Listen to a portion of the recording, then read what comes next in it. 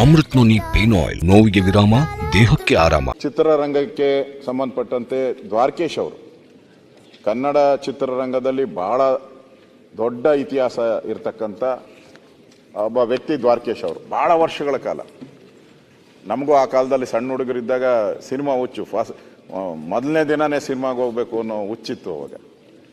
ಇವರು ದ್ವಾರಕೇಶ್ ಅವರು ರಾಜ್ಕುಮಾರ್ ಒಂದು ಹಿಂದೆ ಹಿಡಿದು ಆಗ ರಾಜ್ಕುಮಾರ್ ಅವ್ರ ಜೊತೆನೂ ಹಾಸ್ಯ ಪಾತ್ರಗಳಲ್ಲಿ ಭಾಗಿಯಾಗಿದೆ.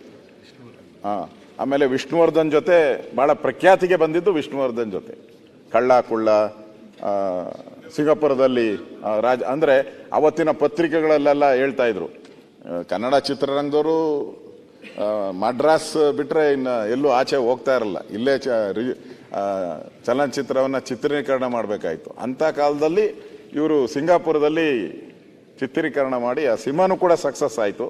ಅದರಿಂದ ಅವ್ರಿಗೆ ದೊಡ್ಡ ಹೆಸರು ಬಂತು. ಮತ್ತು ನಿರ್ದೇಶಕರಾಗಿಯೂ ಕೆಲಸ ಮಾಡಿದ್ದಾರೆ, ನಿರ್ಮಾಪಕರಾಗಿ ಕೆಲಸ ಮಾಡಿದ್ದಾರೆ, ಕಲಾವಿದರಾಗಿ ಕೆಲಸ ಮಾಡಿದ್ದಾರೆ. ಬಹಳ ದೊಡ್ಡ ಒಂದು ಇತಿಹಾಸ ಇರತಕ್ಕಂಥ ದ್ವಾರಕೇಶ್ ಅವರು. ನಾನು ಹಲವಾರು ಬಾರಿ ಅವ್ರನ್ನ ಭೇಟಿ ಮಾಡಿದ್ದೀನಿ, ಮಾತಾಡಿದ್ದೀನಿ, ಚರ್ಚೆ ಮಾಡಿದ್ದೀನಿ. ಅವರು ಕೂಡ ಇವತ್ತು ನಿಧನ ಹೊಂದಿರೋದು ಇಡೀ ಕನ್ನಡ ಚಿತ್ರರಂಗಕ್ಕೆ.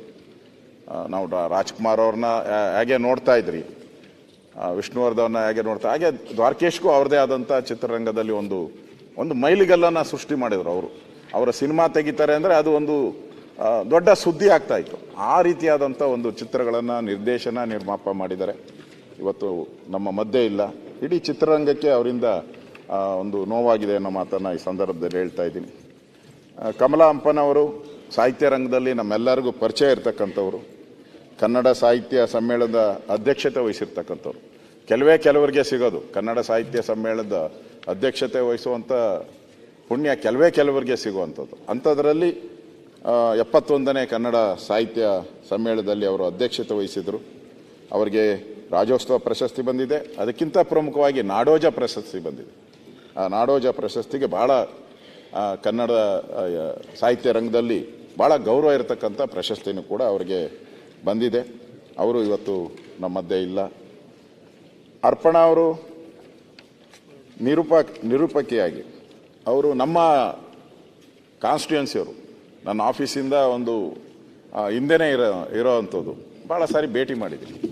ಅರ್ಪಣಾ ಅಂತ ಹೇಳಿದ್ರೆ ಸ್ವಚ್ಛವಾಗಿ ಕನ್ನಡ, ಅಪರ್ಣ ಅಂತ ಹೇಳಿದ್ರೆ ಸ್ವಚ್ಛವಾಗಿ ಕನ್ನಡ ಮಾತಾಡೋವಂಥದ್ದು. ಅವ್ರಿಗೇನಾದರೂ ನಿರೂಪಣೆ ಕೊಟ್ಟರೆ ಮುಗಿದೋಯ್ತು, ನಾವೇನು ಅವ್ರಿಗೇನು ಗೈಡ್ ಮಾಡುವಂಥ ಅವಶ್ಯಕತೆ ಇಲ್ಲ. ಆ ರೀತಿಯಾದಂಥ ಒಂದು ವ್ಯಕ್ತಿತ್ವ. ಮೊನ್ನೆ ನಾನು ಕೂಡ ಅವ್ರಿಗೆ ಕ್ಯಾನ್ಸರ್ ಇದೆ ಅಂತ ನಮ್ಗೆ ಗೊತ್ತೇ ಆಗಲಿಲ್ಲ. ಭಾಳಷ್ಟು ಬಾರಿ ಭೇಟಿ ಮಾಡಿದ್ದೀನಿ. ಆ ಕಡೆ ಹೋದಾಗೆಲ್ಲ ನಾನು ಅವ್ರ ಮನೆ ಮುಂದೆನೇ ಹೋದಾಗ ಭೇಟಿ ಮಾಡಿದ್ದೀನಿ, ಮಾತಾಡ್ಸಿದ್ದೀನಿ. ಅವ್ರು ಕ್ಯಾನ್ಸರ್ ಇದೆ ಅಂತ ಗೊತ್ತಿದ್ರು ಕೂಡ ಒಬ್ಬ ಮಹಿಳೆಯಾಗಿ ಅನೇಕ ಕಾರ್ಯಕ್ರಮದಲ್ಲಿ ಅವರು ಮಾತಾಡ್ತಾ ಇದ್ರು ಅಂದರೆ ಯಾರು ನಂಬಕ್ಕೆ ಸಾಧ್ಯನೇ ಇಲ್ಲ. ಆ ರೀತಿಯಾದಂಥ ಒಂದು ನೋವುಗಳನ್ನು ನುಂಗ್ಕೊಂಡು, ಕ್ಯಾನ್ಸರ್ ಅಂತ ಮಹಾಮಾರಿ ಇದ್ರೂ ಕೂಡ ನೋವುಗಳನ್ನು ನುಂಗ್ಕೊಂಡು ಕೊನೆಯವರೆಗೂ ಅವರು ಆ್ಯಂಕರಿಂಗ್ ಮಾಡ್ತಾಯಿದ್ರು. ವಿಶೇಷವಾಗಿ ಕನ್ನಡದಕ್ಕೆ ಹೆಚ್ಚು ಆದ್ಯತೆಯನ್ನು ಕೊಟ್ಟಂಥವರು. ನಿರೂಪಕಿಯಾಗಿ, ಚಲನಚಿತ್ರ ತಾರೆಯಾಗಿ 7,000ಕ್ಕೂ ಅಧಿಕ ಕಾರ್ಯಕ್ರಮವನ್ನು ಕೊಟ್ಟಿದ್ದಾರೆ.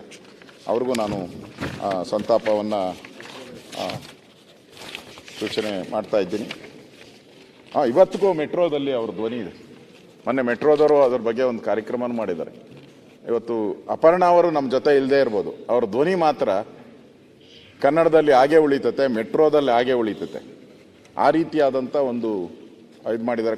ನಾನು ಮೊನ್ನೆ ಟಿ ವಿಯಲ್ಲಿ ನೋಡಿದೆ, ಅವರು ಸಾಯಕ್ಕೆ ಮುಂಚೆ ಒಂದು ಹಾಡುಗಳನ್ನು ಅವರ ಸ್ನೇಹಿತರ ಜೊತೆ, ಅವರ ಭಾಳ ಆತ್ಮೀಯಾಗಿರ್ತಕ್ಕಂಥ ಸ್ನೇಹಿತರ ಜೊತೆ, ಅಂದರೆ ಸಿಂಗರ್ಸ್ ಜೊತೆ ಅವರು ಆಡಿರೋ ಅಂಥದ್ದನ್ನು ಕೂಡ ನೆನ್ನೆ ನಾನು ಟಿ ವಿಯಲ್ಲಿ ನೋಡಿದಾಗ ನಮಗೂ ಒಂಥರ ಕರಳು ಕಿತ್ತು ಬರೋವಂಥ ಒಂದು ದೃಶ್ಯವನ್ನು ನಾನು ನೋಡಿದೆ. ಅವರಿಗೆ ತಲೆಯೆಲ್ಲ ಹೇರ್ ಕಟ್ ಮಾಡಿಬಿಡ್ತಿತ್ತು.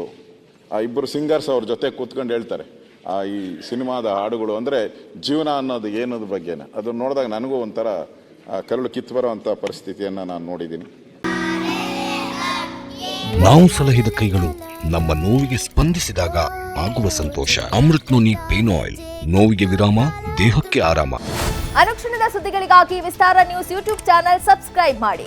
ಹೊಸ ಸುದ್ದಿಗಳ ನೋಟಿಫಿಕೇಶನ್ಗಾಗಿ ಬೆಲ್ ಐಕಾನ್ ಕ್ಲಿಕ್ ಮಾಡಿ. ಲೇಟೆಸ್ಟ್ ಅಪ್ಡೇಟ್ಸ್ಗಾಗಿ www.vistaranews.com ವೆಬ್ಸೈಟ್ಗೆ ವಿಸಿಟ್ ಮಾಡಿ. ಅಂಗೈಯಲ್ಲೇ ಜಗತ್ತಿನ ಸುದ್ದಿ ತಿಳಿಯಲು ವಿಸ್ತಾರ ನ್ಯೂಸ್ ಕನ್ನಡ ಆಪ್ ಡೌನ್ಲೋಡ್ ಮಾಡಿ.